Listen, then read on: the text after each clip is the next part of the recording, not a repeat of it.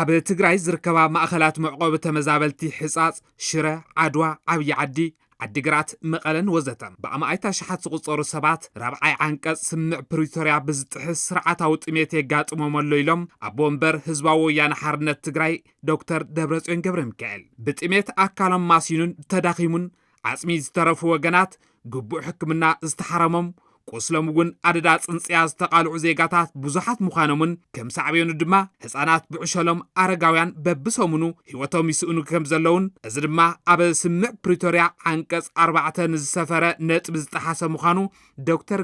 ዶክተር ደብረጽዮን ገብረሚካኤል ገሊጾም ሕዚ እውን መንግስቲ ፌደራል ንስምዕ ፕሪቶርያ ብምጥሓስ ኣብ ትግራይ ኣብ ልዕሊ ተመዛበልቲ ዝተጠናኸረ ጅምላዊ ጥሜት ክቕጽል ይገብር ከም ዘሎን ኣብ ክንዲ ህጹጽ ሓገዝ ዘቀላጥፍ ስራሕ ምስራሕ ናብ ሓቃውነት ዘይብሉ ክስታትን ፕሮፓጋንዳን ምእታው እቶም ኣቦ ወንበር ኣብርዮም ዛጊት ትርጉም ዘለዎ ደገፍ ክገብር ዘይከኣለ ኮሚሽን ምሕደራ ስግኣት ሓደጋ ፌደራል ስቃይ ተመዛበልቲ ብዝኸፍአ ኣብ ዘጋድዱ መግለጽታት ፕሮፓጋንዳ ኣድሂቡ ከም ዘሎን ስቃይ ወገናቶም ኣደንጊጽዎም ሓገዝን ምግባር ኣብ ልዕሊ ዝንቀሳቐሱ ነጠፍቲ ማሕበራዊ ሚድያ እውን ንህዝቦም ሓገዝ ምግባሮም ከም ገበን ተቆፂሩ ከፈራርሖምን ከሸቁሮምን ተራእዩ ኢሎም ዶክተር ደብረጽዮን ገብረሚካኤል ብጥሜት ንዝተጎድኡ ወገናት ንምድጋፍ ሓገዝ ዘተኣኻኸቡ ቲክቶከራት ብምፍራህ ንግዳያት ጥሜት ኢሎም ዝኣከብዎ ብዓሰርተታት ሚልዮን ዝቁጸር ብር ናብ ሒሳብ መንግስቲ ፌደራል ከእትውዎ ተገዲዶም እዮም ክብሉ ከም ኣብነት ጠቂሶም እቶም ኣቦ ወንበር ብመሰረት ስምምዕነት ፕሪቶርያ ናምበረበቶም ክምለሱ ዝግብኦም ልዕሊ